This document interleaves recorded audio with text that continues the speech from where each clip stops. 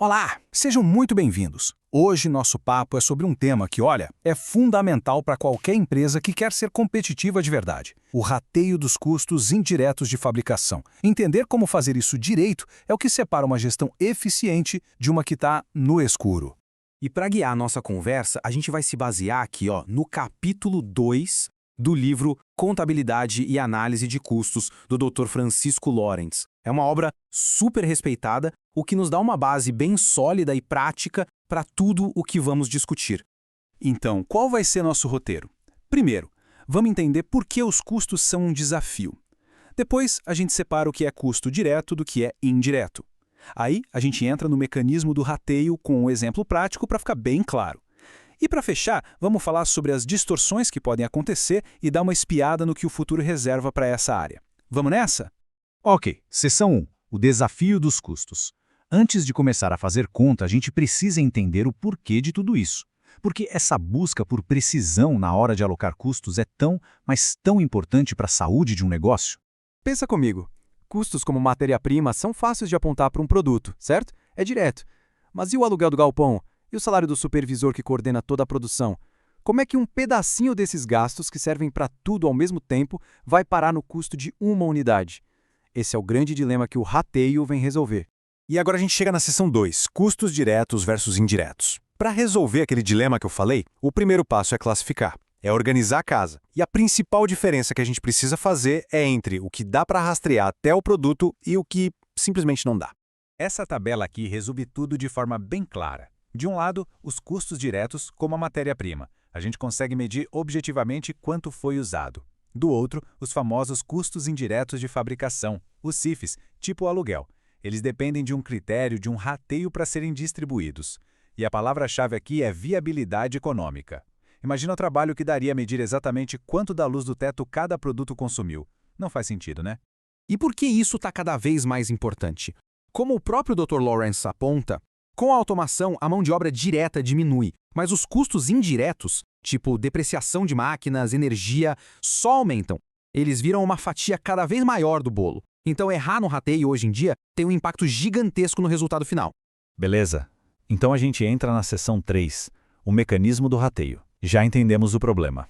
E agora? Como é que a contabilidade resolve isso na prática? A resposta é uma técnica chamada, claro, rateio. O coração de todo esse processo é a tal da base de rateio. Pensa nela como a regra do jogo, o critério que a gente vai usar para fatiar o bolo dos custos indiretos entre os produtos. E olha, a escolha dessa base é a decisão mais crítica de todas, porque ela vai definir o custo final de tudo. A gente vai ver isso na prática agora mesmo. Seção 4. Vamos para a prática. Chega de teoria. Vamos ver os números. Com esse exemplo, vai ficar cristalino como a escolha de uma base de rateio diferente pode, literalmente, mudar o custo de um mesmo produto. Bom, esse é o nosso cenário. Uma fábrica com dois produtos, o A e o B. Os custos diretos, a gente já sabe quantos são. O nosso desafio é pegar aqueles R$ 9.000 de custos indiretos e distribuir entre eles. E para fazer isso, a gente tem duas opções de critério. Ou o custo da mão de obra direta, ou a quantidade de horas-máquina que cada um usou. Na nossa primeira hipótese, vamos usar o custo da mão de obra direta, a MOD. A conta é bem simples. A gente divide os 9.000 de CIF pelo total de mão de obra, que dá 5.000. Isso resulta numa taxa de R$ 1,80. O que isso quer dizer? Que para cada R$ 1 gasto com mão de obra, a gente vai pendurar R$ 1,80 de custos indiretos. Usando essa taxa, o produto A acaba recebendo R$ 3.600 de CIF e o produto B, R$ 5.400. Somando com os custos diretos, o custo total do produto A fica em R$ 10.100. Guarda esse número aí.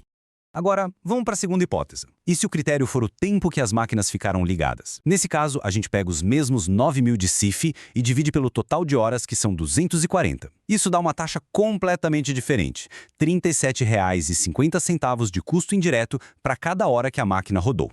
Com essa nova lógica, o produto A agora pega só R$ 3.150 de CIF e o produto B, R$ 5.850. Olha só, o custo total do produto A nessa hipótese caiu para R$ 9.650. E aqui está o pulo do gato de toda essa aula. Olha essa diferença. É o mesmo produto, o A, Mas dependendo do critério que a gente escolheu, o custo dele foi de 10.100 para 9.650. Uma diferença de R$ 450. Isso muda o preço de venda, muda a análise de margem, muda a decisão de continuar produzindo ou não. É muito sério. Bom, e isso nos leva direto para a seção 5, distorções e bases adequadas. A pergunta que fica é, então, qual dos dois jeitos está certo? Como é que a gente evita essas distorções? É aqui que entra o bom e velho julgamento gerencial. O ponto central é esse. Não existe uma fórmula mágica. A escolha da base tem, sim, um grau de subjetividade, e se for feita sem lógica, ela se torna arbitrária.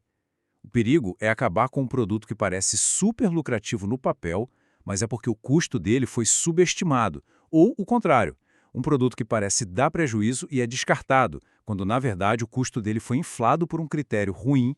A melhor forma de fazer isso é sempre buscar uma relação de causa e efeito. Por exemplo, para o aluguel, faz todo sentido usar a área que cada produto ocupa. Para a depreciação da máquina, o tempo de uso dela é perfeito. Para a supervisão, o número de pessoas em cada linha pode ser um bom caminho.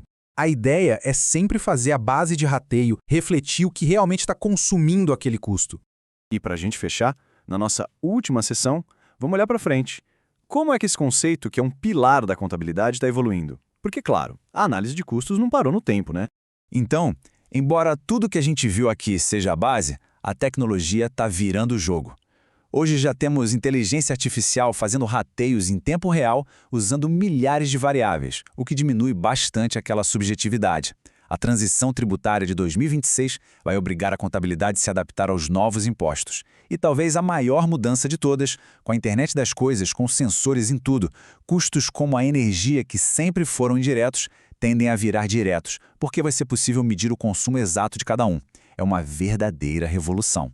No fim das contas, o que fica é que dominar a contabilidade de custos, principalmente o rateio, não é só para cumprir tabela com a contabilidade. É uma ferramenta de gestão, uma ferramenta estratégica que ajuda a tomar decisões mais inteligentes e a manter a empresa competitiva no mercado. E eu deixo uma reflexão final. Com a tecnologia avançando tanto, permitindo rastrear cada vez mais custos, será que esse desafio todo do rateio um dia vai simplesmente deixar de existir? É algo para a gente pensar sobre o futuro da gestão. Bom, eu espero que essa análise tenha ajudado a clarear as ideias. Se o conteúdo foi útil, não deixe de se inscrever no canal, seguir, salvar e compartilhar. Assim, a gente ajuda mais gente a mergulhar nesse universo da gestão de custos. Muito obrigado pela companhia e até a próxima!